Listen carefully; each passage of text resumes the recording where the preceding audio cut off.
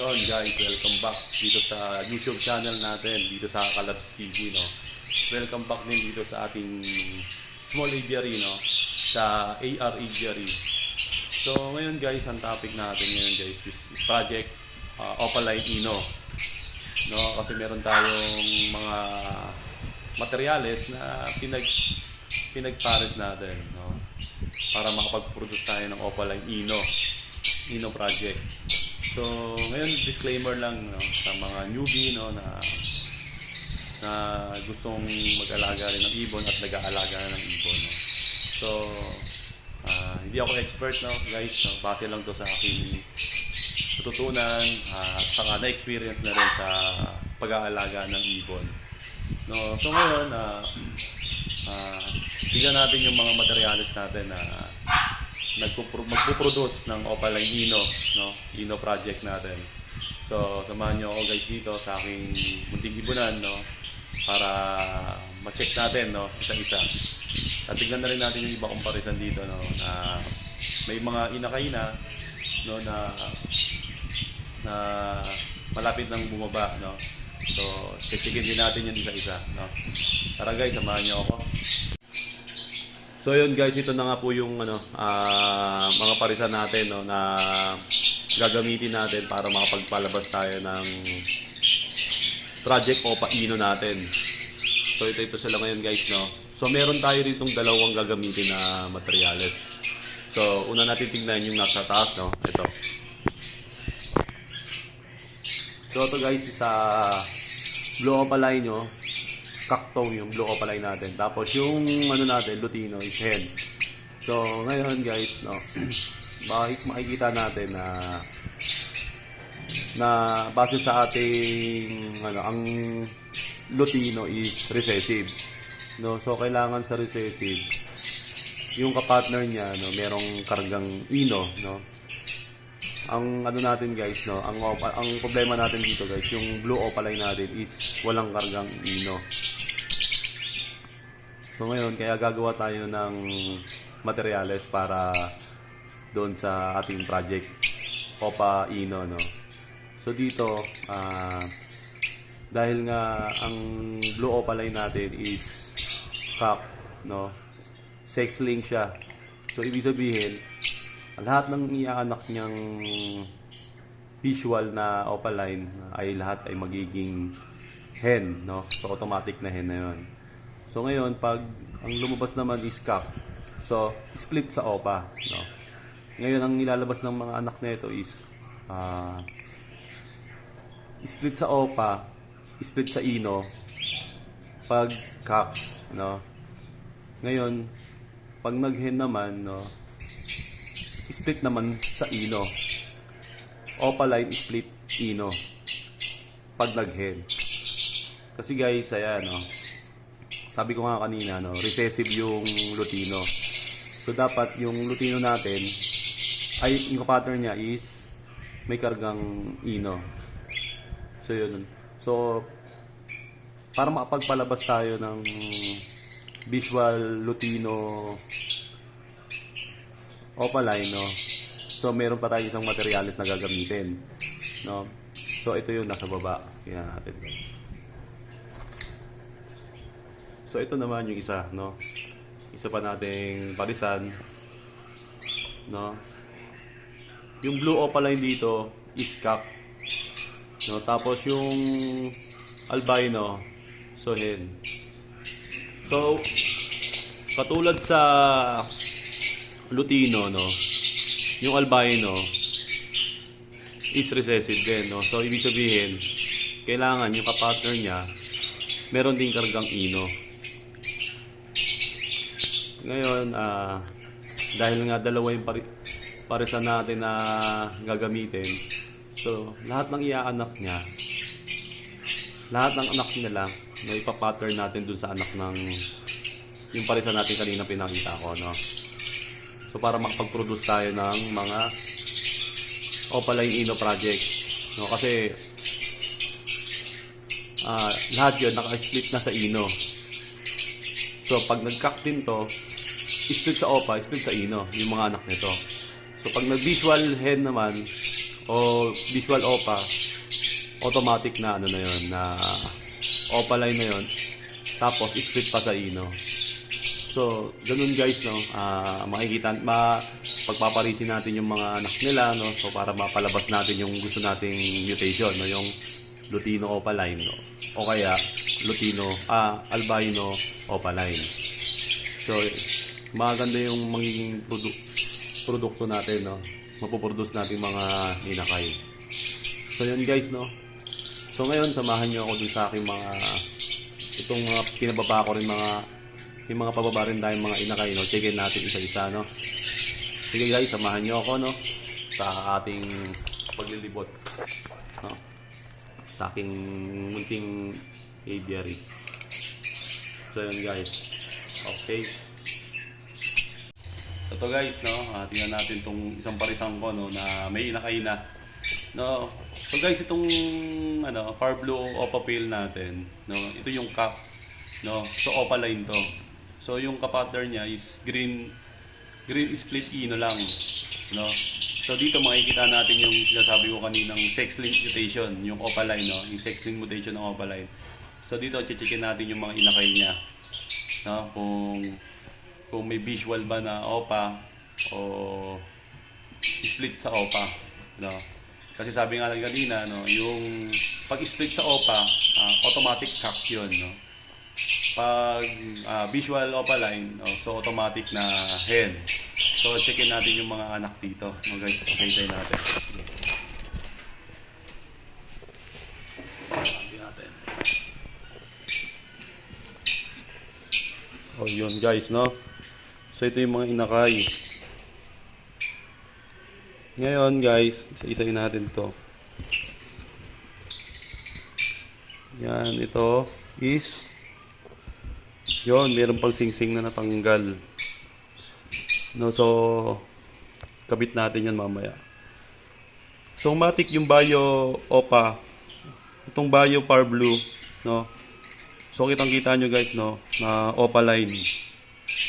So automatic na hen to. Kasi makikita mo yung pagka-OPA niya, no. So unang-una sa ulo, no, malinis. Pangalawa, wala siyang bearing. So kukunin natin ngayon, no. Isa-isayin natin. So yung green naman, no, makikita natin na yung buntot niya, no, yung kulay blue, yung green na yan na may blue dun sa buntot, sa rampa, no. So yun, makikita natin na split na sa OPA line to. So automatic na cock na yan. So kunin natin yung mga ibang inakay, no. So ito, ikabit ko muna dito yung singsing niya kasi wala siyang singsing. Kunin muna natin to. Kakabitan natin ang singsing, natanggal ang singsing. Kabit natin. Okay natin. So mamaya na. So yun guys, ito din natin tong Bio Far Blue, no. So yan, pagkain natin. Okay. Yan guys, no. Ginawa muna natin.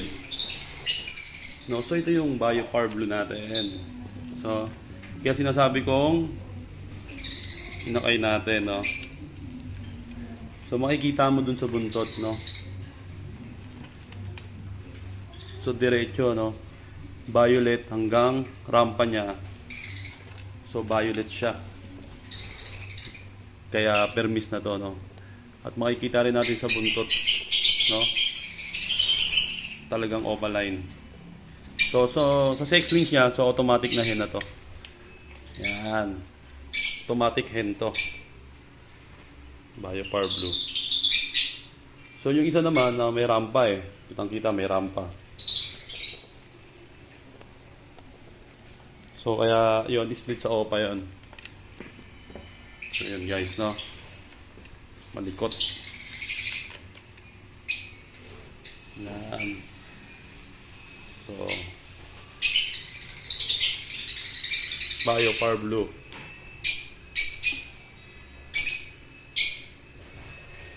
So malikot.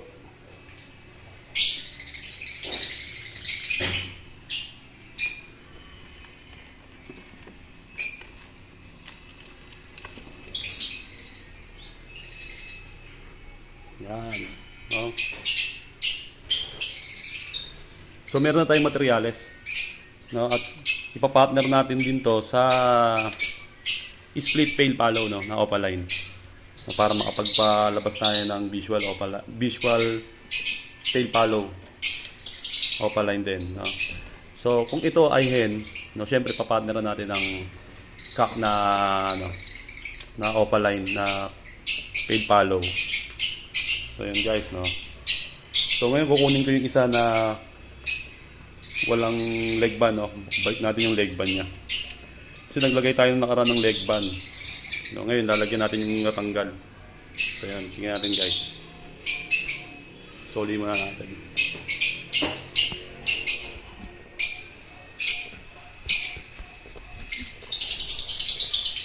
Yan. Kukunin ko yung isa, lagyan natin ng leg band.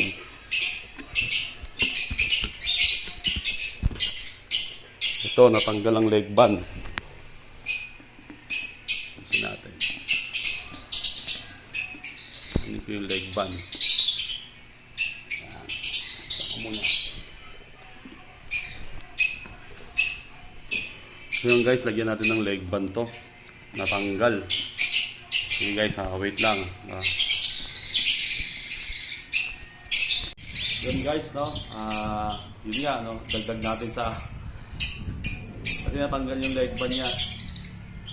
Ngayon, kakabit natin yung leg band nito. Yan. Siyempre, unang-una, isasawsaw mo muna yung kamay mo sa patoka, no? Para safe. So, ito. So, ito, hindi pa natin makita kung opaline ba to o split sa opa lang. Kasi maliit pa, hindi pa natin ma-visual. Pero ngayon guys, no, lalagay natin yung kanyang natanggal na leg band. So ito. So 4.7 to. Ngayon dapat checkin mo rin kung nakabaliktad yung pangalan. So yan. Yan dapat ganyan. Naka-ayon, no. So ako guys, nilalagay ko dun sa kaliwa. Sa kaliwang paa niya. Doon ako naglalagay ng leg band o ring. So yun, no? Madali lang ako maglagay nito ng leg band. So yan. So kailangan guys, yung tatlong paa niya ididiin natin. Mas gusto ko maglagay ng leg band pag mga ganito pa kalalaki, no?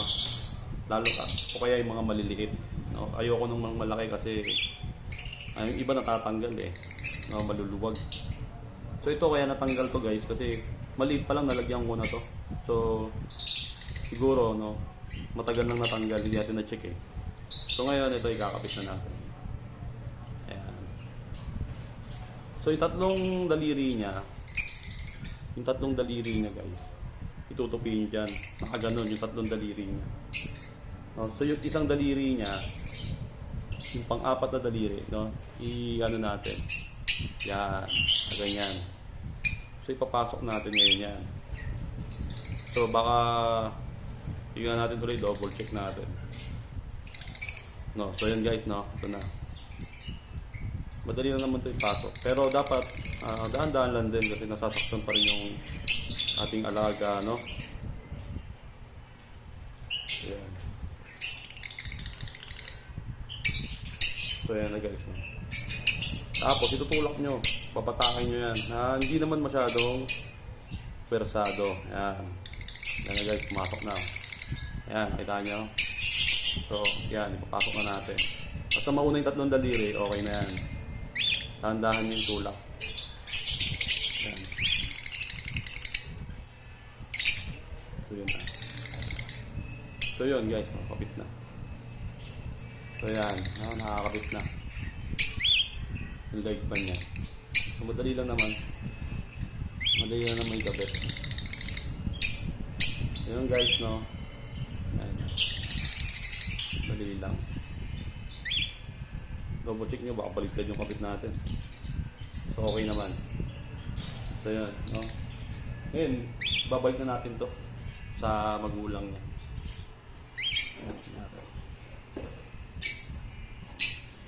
Ito ko muna.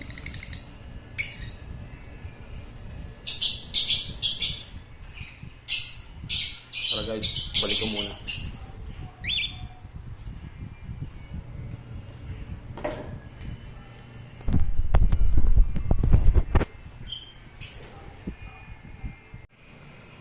Balik na natin to, inalagyan natin ng leg band. So ayan na. Nandun na. So ngayon, no, kung titignan mo yung isa naman, no, itong green, no. So kung makikita natin, so yan, makikita mo na yung rampa, no. So, yan. Itong kulay blue, ito yung rampa. No. So ngayon, split opa to. Cock. Matic na to. Kasi may rampa eh. Kaya madali na natin ma-check. So yan guys, babalik na natin. Yan. So yan guys, no? Yung mga ano natin. Parisan. Ngayon, checkin ko rin yung iba, no? Yung mga pababa natin yung nakaraan. So yan, mga pababa natin nakaraan to. Ito. Yung pale follow natin na ano, na ibon. Yung nakaraang vlog natin, nakikita natin yan. So, saka yung green, no? Yung green naman dito is ano to? Split pale follow to. No, tapos itong pale follow, bio, par blue pale follow natin, no? So, ngayon, plano ko sila yung pag-partnering ko, no? Pag-parising ko. No, kasi yung green naman is ano yan, green opa, split pale. Kasi yung mga ang magulang nito, no, is visual pale follow. No, so yan. So ngayon nakikita ko na ano na sila, banded, no. So anytime pwede natin itong i-separate, no, para lalo silang mag-band, no. Sila lang dalawa. So yun guys, no. So ito, tingnan natin yung iba nating parisan.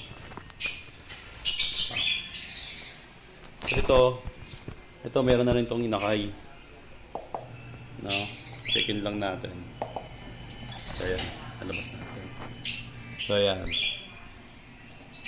So may inakay na, tatlong inakay. So yun guys. Ayan.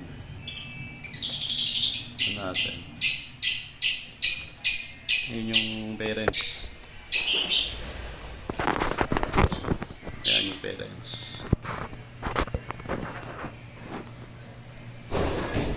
Parents niya. So ngayon, tignan natin tong ano, sa pale naman, no? Pale follow natin. So itong masipag natin mag-produce ng visual pale follow, no? Opa pale follow, no? Meron ng itlog. So ayan, no? So naglilimlim sila. Ayan, hindi natin istorbo yun. Ayan.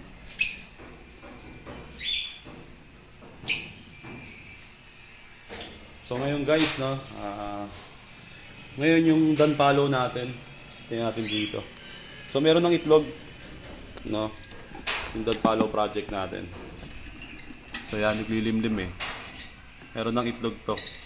Pero checkin natin next week kung magbi-visual ba, magpi-fertile ba yung itlog. So hindi umalis, oh. Sige, natin guys.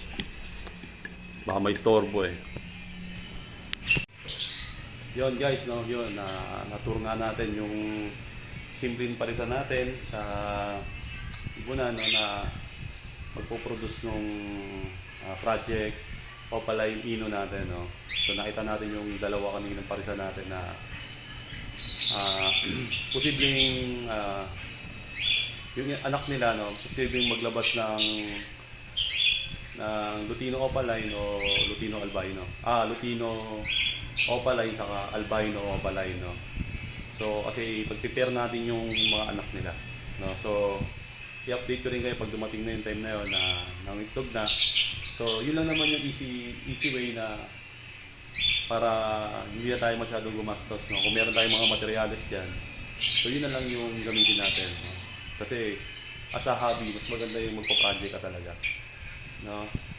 Ngayon, kung gusto mong mabilis na paraan, no, syempre mag-ano ka, mag visual lutino opaline ka na, no? Para lumabas yung gusto mong mutation na lutino opaline, no? So, para mas mabilis yung ano mo, production at mapabilis mo rin yung ano nila, yung gusto mong makita. So, yun guys, no? Ngayon, kung nagustuhan niyo yung ating munting vlog, no? Munting episode, no? Mag-ano na rin tayo, no? I-like na lang natin, no? Saka mag-subscribe, no? Tapos i-click natin yung notification bell para sa next vlog natin, no? Lagi tayong updated, no? So yun guys, no? Maraming salamat muli, no? Ito po yung Kalabs TV na ready, no? Para gumawa ng mga impormasyon tungkol sa pag-aalaga ng ibon, no? So maraming salamat guys, no? God bless sa ating lahat. Thank you.